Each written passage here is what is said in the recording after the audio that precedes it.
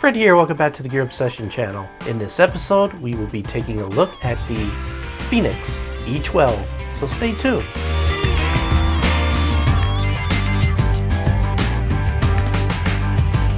I got this flashlight because Gunner193 really wants me to take a look at it, and it looks like a pretty good flashlight. It's amazing that these days you could get a flashlight this size that can put out 130 lumens. And what's really nice about this particular flashlight is that it can do that for an hour and a half. So let's take a close look. This 1.9 ounce flashlight that's with the battery in it puts out 130 lumens with one AA battery for an hour and a half. That is absolutely amazing these days, really. Well, for the packaging, we have a broad beam lens, has 3 brightnesses. It has low, medium, high, and we'll go over those. Has a tail cap switch. This thing can also do a tail stand, I noticed. And again, it is powered by one AA battery. Maximum run time on the low setting is 22 hours. Maximum distance, I guess the throw of the light is 88 meters. I don't know what that translates to in feet. Impact resistant to 1 meter. That's a little over a foot. And this IPX8 is about 6.5 feet or 2 meter waterproof. So here's everything that you get from inside the packaging. We get a set of instructions, also with different languages there. By the way, this product is made in China. We have a warranty card, and it says free service within 24 months since purchase date, paid service for a lifetime. We also get this little baggie, and in this baggie comes 2 things. We have a lanyard right there, and we also have a extra O-ring, which I'm going to go ahead and leave in this bag so I don't lose it. They're also kind enough to give a alkaline battery, and of course the flashlight itself. I'll tell you what, let's just go ahead and put this in here. Now the tail does not unscrew. It unscrews from up here from the head.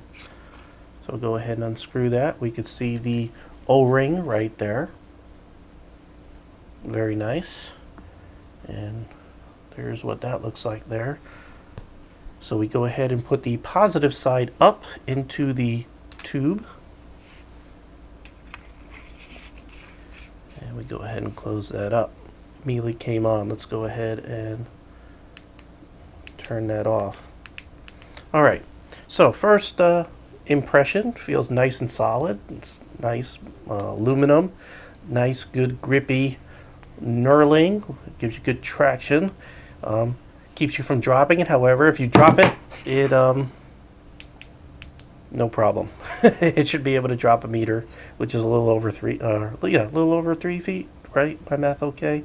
Anyway, let's start from the back and work our way forward. We have a tail switch that is recessed, so that gives you 2 things. Number 1, you can't accidentally turn it on. Number 2, you could do a tail stand, so if you got a lighter room, you could go ahead and probably put that on a higher setting, let it bounce the light off the ceiling and light the room. Really handy. I wish all flashlights had that. Now in the tail, there's some holes there, as you can see. Those holes are to put the lanyard in, which I'm not going to do. And moving up, we got some nice knurling. There is no pocket clip or anything with this that I know of. I don't know if you could buy one aftermarket or not. Looks like we have a serial number of some sort, or maybe a model number right there. There's the Fenix E12. This replaces the E11, which is very popular. It was very popular. Mr. Gunner has one and loves it, and that's why I bought this one, because he really wanted me to review it. But they don't make them anymore, but they make this E12, which is the new version that replaces it. Alright, moving to the head. It's just a flat head. You don't have a crown or anything, but I would have liked it. I do like crowns. Let me bring over this flashlight right here. You can see how this has a crown, because what that does is, like, let's say you, for some reason, put your flashlight down. You don't know that it's on. Whoa, it's on. Now if I do it with one that has a crown and I put that down, there's light there that's sort of a little indicator that, hey idiot, you put your flashlight down on its head there and it's on. So I kind of like to have a crown, even though the purpose of that crown is more so for tactical, to act as an impact device, and something this small, only in the hands of a professional who knows what he's doing could use this as a defensive weapon. Okay, so let's go over the technical specs of this flashlight. The one thing that really stands out about it as I go through this is that it is a digitally regulated flashlight. So what does all that mean? Well, it means that the light that it puts out when the battery is new is the same amount of light lumens that it is going to put out all the way through the life of the battery till it's just about dead, because it is regulated. And the other thing, usually when something is regulated, it does a little bit better on battery life, which is why this particular flashlight does have very good battery life for the amount of output it puts out. Now the emitter, or the bulb, the LED bulb, is a Cree XP-E2, and we can take a look at it there. And you can see it has a reflector. Now the reflector is not too deep. So what does that mean? Well, it means that it probably spreads pretty quick. Let's go ahead and get that on the bright setting. There we go. So there we go. Now, I do notice that it has a memory. No, it doesn't. If I put it on high, and then I turn it off, and I turn it on again, it starts out low. It seems like it starts out low all the time. Now, let me, 2, 3, I'm going to leave this off maybe for more than 10 seconds. Sometimes you got to leave it off for a certain amount of time for it to have a memory where you left it. So, what time is it? I think it's been about 10 seconds. Let's see if it starts out high. Nope, always seems to start out low. So I don't like that it does not have a memory of the last setting. It always starts low. Now to change from low, medium, high, when you turn it on, you just sort of tap the switch. So you tap it medium, tap it again high, tap it again, it goes back down to low. One thing this does not have is a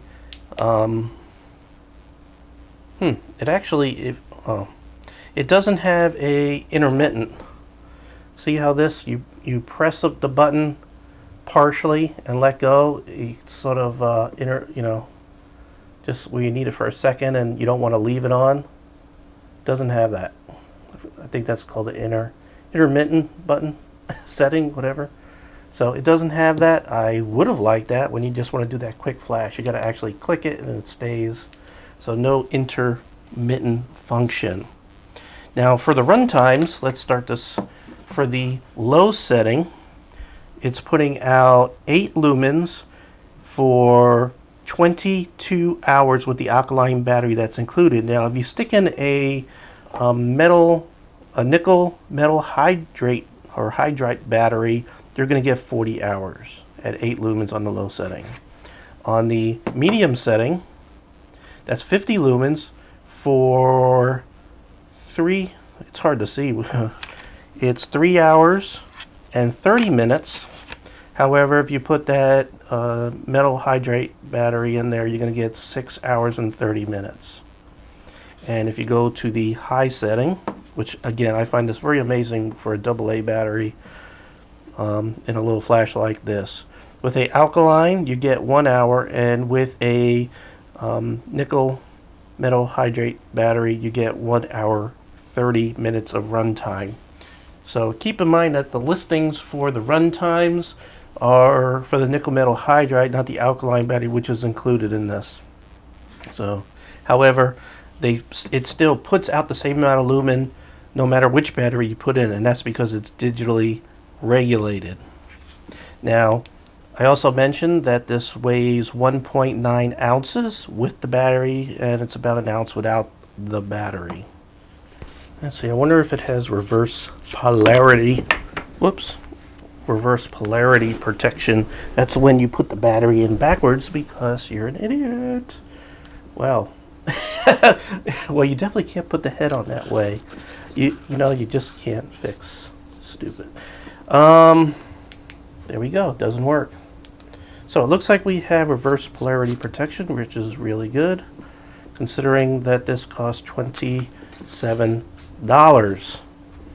Let's make sure it still works. Yes, it does. Okay, so I'm going to go ahead and turn out the lights, and let's take a look how this works in a real type situation in a dark room.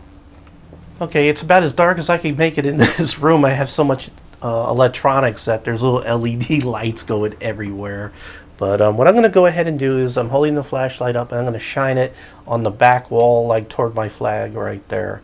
And you can see that is a pretty good throw there. And it is the low setting. Now I'm going to go ahead and click it lightly and bring it up to medium. Really nice. Then we'll go ahead and do that little partially clip, and there's high.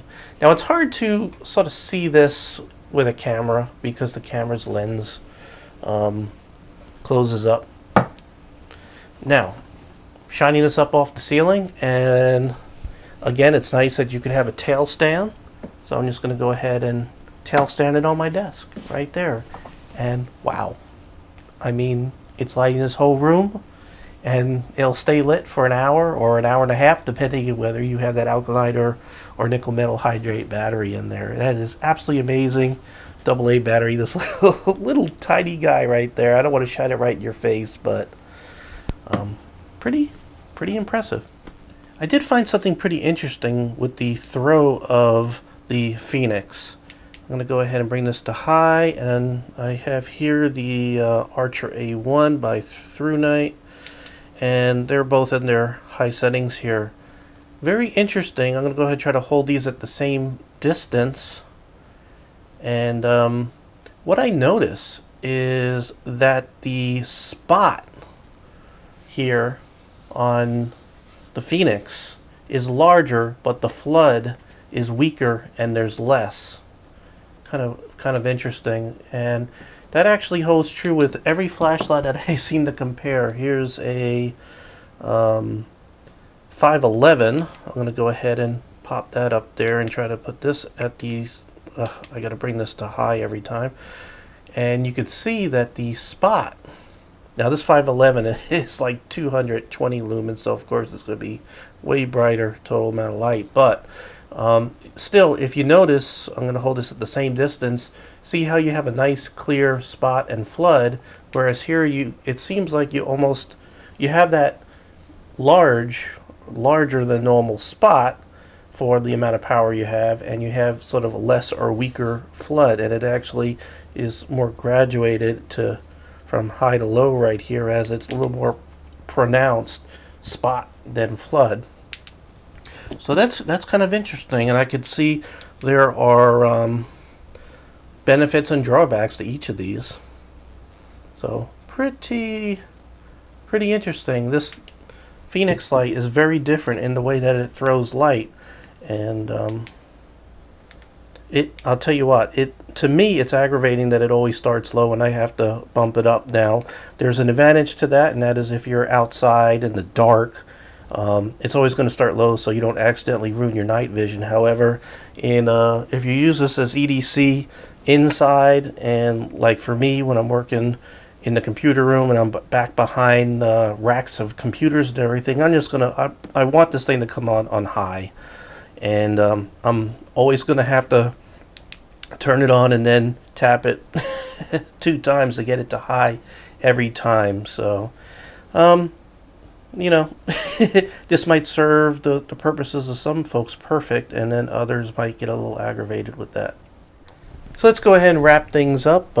Things I really like. I like the construction and the build quality. I like the way they build that tail cap with the tail stand. Really solid. Very interesting throw. I'm not going to say that's a con or a pro. That's different. I've always actually wanted a flashlight that had a more of a big spot and less of a flood. I just wanted one light out there, and this actually does that. So that's kind of unique. A nice smooth reflector. It's not an orange peel or anything like that. But the one aggravating thing for me, the one con that it's for me, is that it always starts slow and there's no memory to remember where it was. And I would have liked that. I know some people might not like that, some do, so that is your preference. So that is the Fenix E12. Well, thank you very much for joining me here at the Gear Obsession channel. I really appreciate every friend, viewer, subscriber, and especially you. And I hope you have a great evening and a great weekend.